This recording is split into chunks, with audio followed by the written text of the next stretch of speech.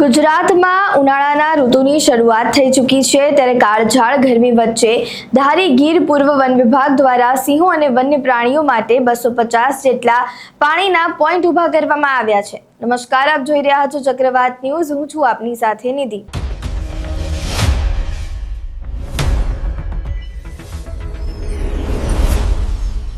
ગીરના સાવજો માટે વન વિભાગ સજ્જ બન્યું છે।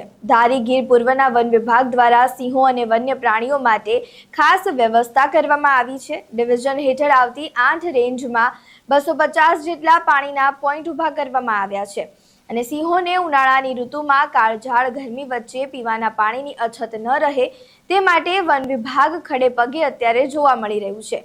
8 રેન્જમાં બીટ ગાર્ડનને પાણી ભરવાની જવાબદારી સોંપવામાં આવી છે।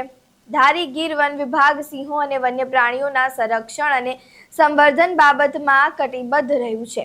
આ સમગ્ર બાબતે ડીસીએફ વિકાસ યાદવ દ્વારા વધુ માહિતી આપવામાં આવી છે। તેઓ શું કહી રહ્યા છે તે સાંભળો। નમસ્કાર, મારું નામ વિકાસ યાદવ છે। હું ગીર પૂર્વ વન વિભાગમાં નાયબ વન સંરક્ષક તરીકે ફરજ બજાવું છું અને જેમાં બધાને ખબર છે કે હવે ઉનાળાનો સિઝન ચાલુ થઈ ગયો છે અને આપણી જો તપોભૂમિ છે સૌરાષ્ટ્રની અને જો સાવજની ભૂમિ છે, અહીંયા કોઈ પણ પાણીની પ્રોબ્લેમ કે મુશ્કેલી કે અછત નહીં સર્જાય, આ વસ્તુને ધ્યાનમાં રાખીને ગીર પૂર્વ વન વિભાગ દ્વારા ઘણા બધા પાણીના પોઈન્ટ મેન્ટેન પણ કરવામાં આવી રહ્યા છે, નવા પોઈન્ટ ઊભા પણ કરવામાં આવી રહ્યા છે। ગીર પૂર્વ વન વિભાગમાં 250 આજુબાજુ પાણીના પોઈન્ટ અત્યારે ચાલુ છે। આમાં મોટે ભાગે આપણી જો નવીન ઉર્જા છે, આપણી સૌર ઉર્જા છે, સોલર પાવર જેમને કહેવાય, સોલર આધારિત પાણીના પોઈન્ટો છે। એમને હારે હારે આપણે પવનચક્કી દ્વારા સંચાલિત પોઈન્ટો પણ છે અને અમુક વિસ્તારો જો દુર્ગમ છે અહીંયા ટેન્કર દ્વારા પાણી પણ ભરવામાં આવી રહ્યું છે।